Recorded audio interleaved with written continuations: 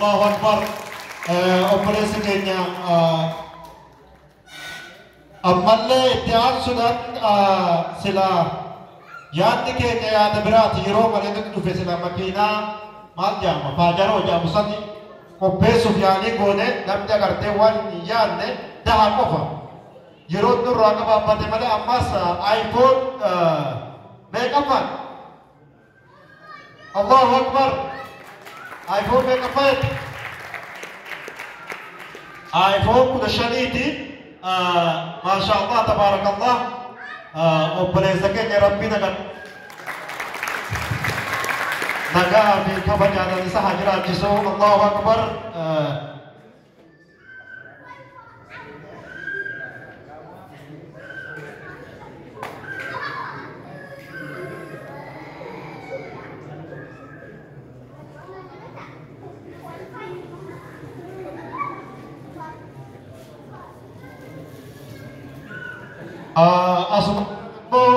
Masya Allah kan tabarakallah akka dhuunfatti maqaa waldaa tokkummaa wallootiin heedar arbiyyeedha laaptooppii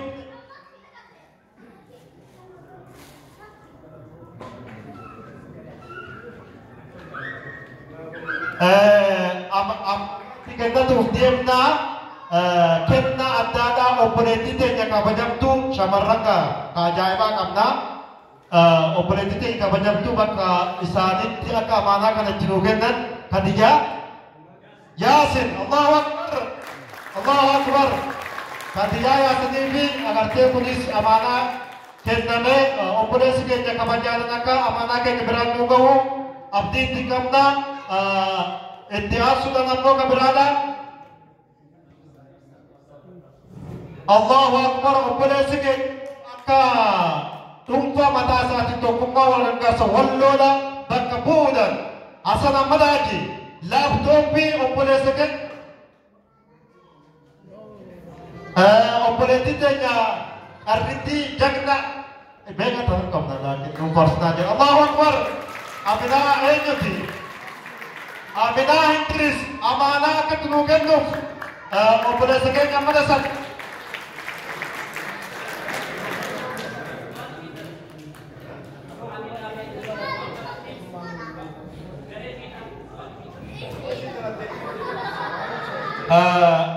namni hin beekne hin jiru as keessa hoogganaa ijoollee taate malee dalagaa isaan dalagan intaloonni ishiin Aminaa Hasan Kamisee fi Baardaaritti dubbatte intaloon ishiisan ishiin ammoo paarlaamaa keessatti hundi nu keenya beekna waan akka artee wal yaadachiisa moo taate malee amaanaa akka biraan nu ga'u obboleessa keenyatti amaanaa kennannee jira Allahu Akbar obboleessi keenya haa galatoomu galata irraa rabbiin umrii fayyadaa isaaf haa kennu bakka isaanitti haa deebi'u galatoomu alfaadaa isin